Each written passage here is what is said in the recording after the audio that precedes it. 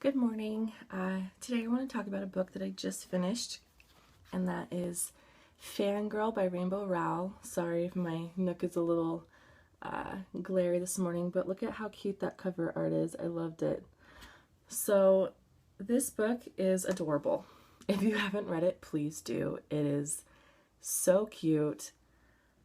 I love Rainbow Rowell's books. Eleanor and Park is one of my favorites. If you haven't read that, read that as well. I loved this book, and I think a lot of people would like this book.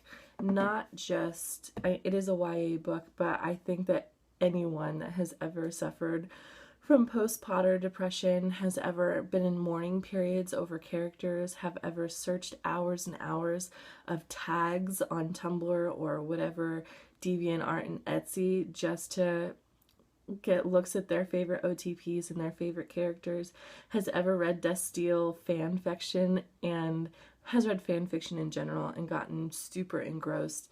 Anyone that really considers themselves a fangirl of anything, it doesn't even have to be books, it could be comics or movie franchises or even TV shows, like, you should read this book because it is so perfect for that. The story follows Kath, and she is our protagonist, and she is going off to her freshman year of college with her twin sister Ren.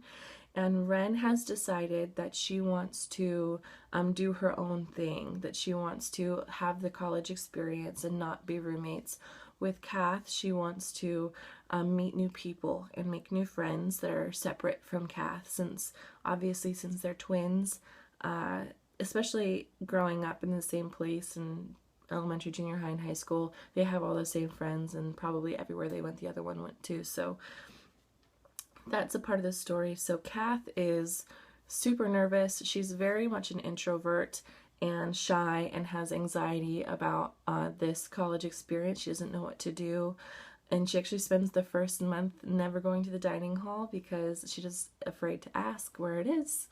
So she's very much an introvert. And before they went to college, her and her sister were really into Simon Snow. And Simon Snow is a loosely based parody of Harry Potter, I believe. It is a book series that also got turned into a movie franchise, and it's a fantasy story that has mages and wizards and whatever in it. And Kath has a online pen for fanfics.net, and it is Magic Kath, and she writes fan fiction for her favorite pairing, which is Simon Snow and Baz is, in the actual story, his mortal enemy. So she's throwing these two boys together in their own love story, and she's very popular online, and her sister used to help beta her stories and help her write these stories to post online. And going into college, she still brings all of this with her because she's not ready to let go. And so she brings her Simon Snow posters, and she continues to write her fan fiction. And her roommate Reagan, I actually love Reagan. Reagan is great. She's kind of standoffish at first. They don't really talk to each other, but eventually they do become really good friends. And same with Levi, who is Reagan's friend, but Kath believes that he's her boyfriend and calls him that throughout the first part of the book. So you follow this girl through her freshman year of college, and how she still holds on to this fan fiction world and her nerdy quirks, and doesn't give them up, and stays true to herself, and still, even though she has anxiety in the beginning, still manages to blossom, I guess, and fall in love and make friends and become successful in school. So if you are going into college or are a freshman in college and just feel a little outplaced, this is definitely a good book for you to read. I love the messages that Rainbow Rowell's books do carry, and I applaud Rainbow for this book because you can tell that she has been here before, that she has been that fangirl, that she has done these things and held on to characters and read that fan fiction and maybe even started in that place started writing in that fan fiction world, and she really gets it. And that's the great thing about this book, is that she does. She gets it. She understands what it's like to be a fangirl. And although men are a huge part of a fan base, especially for comics and movie franchises, especially the sci-fi genre, I mean, us women that are fangirls or are super fans, we do also make up a large base of fandoms, but we enjoy fandoms, I believe, in a different way than men do.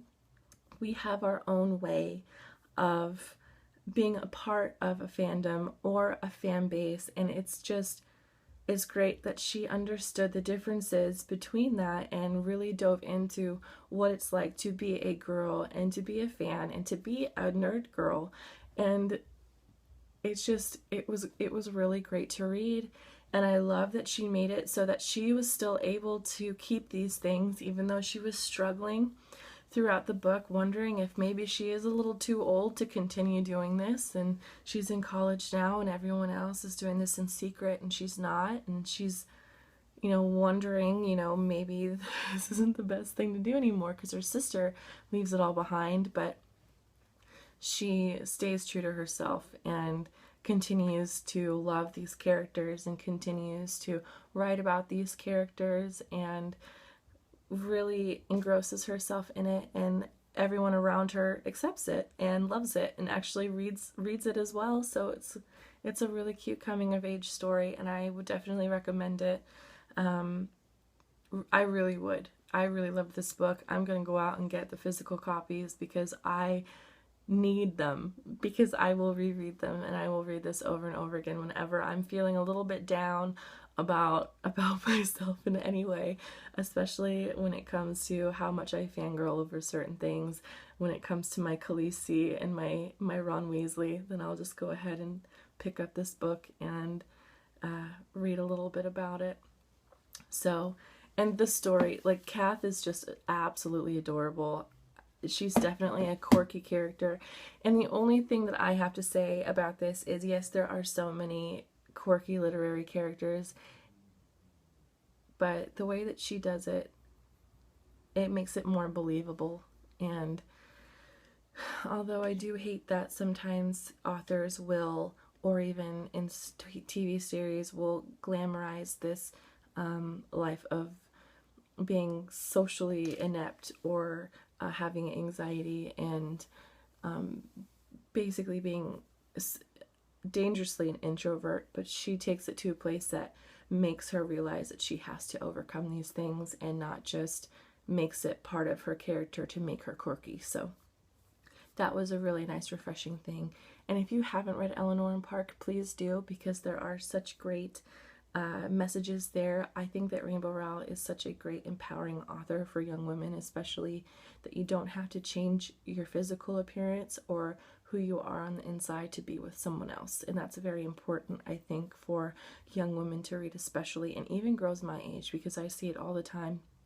You shouldn't have to change who you are to be with someone, and they should love you for who you are. So if you haven't read Fangirl, please do. Pick it up. Go to your library. I know that my Barnes & Noble has been sold out forever, and I can't find it at my Hastings either, so I have to scour online for it. So you do that as well. Please pick up this book. If you haven't read Eleanor and Park, do it as well. You can even get them at your library if you have a library card, and if you don't have a library card, do it. They sell ebooks now, or not sell, but they run out ebooks, so do it. And if you haven't, add me on Goodreads. I am BB Kiwi on Goodreads, and if you aren't following me on Tumblr, please do that as well. I'm TARDIS Party 4 and 6 on Tumblr, and I basically just reblog a bunch of stuff about Teen Wolf and Vampire Academy and things like that, but it's a fun time.